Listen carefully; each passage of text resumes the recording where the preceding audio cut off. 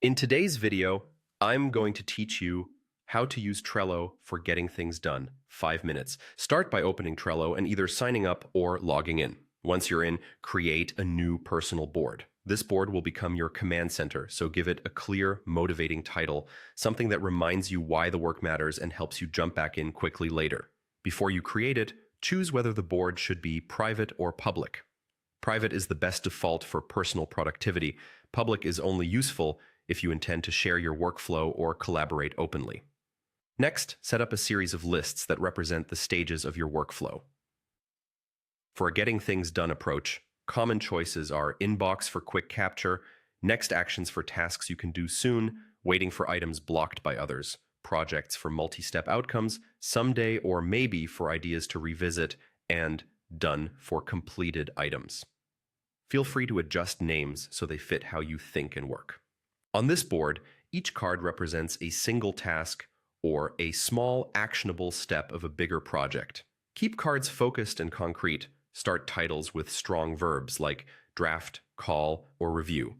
If you already have a list of tasks elsewhere, you can add cards in bulk by copying that list and pasting it into a new card.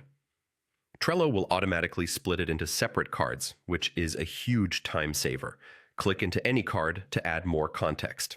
Use the description to clarify the outcome you want, attach files or links you'll need, and add a checklist to break the task into bite-sized actions. Formatting helps readability, so take advantage of Markdown-style formatting to create headings, lists, and clean structure in your descriptions. Set deadlines and reminders to ensure timely completion.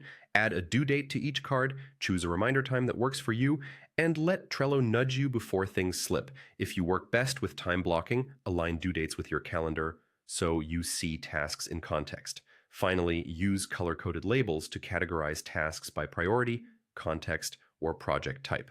Keep your label legend simple, like red for high priority, yellow for medium, green for low, or labels for contexts such as home, computer, or errands. You can filter by labels to focus on what matters now and reduce decision fatigue.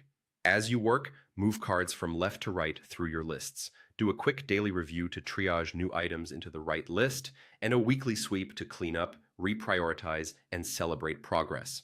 With a clear board, focused cards, and a reliable review rhythm, Trello becomes a GTD system you'll actually trust and use.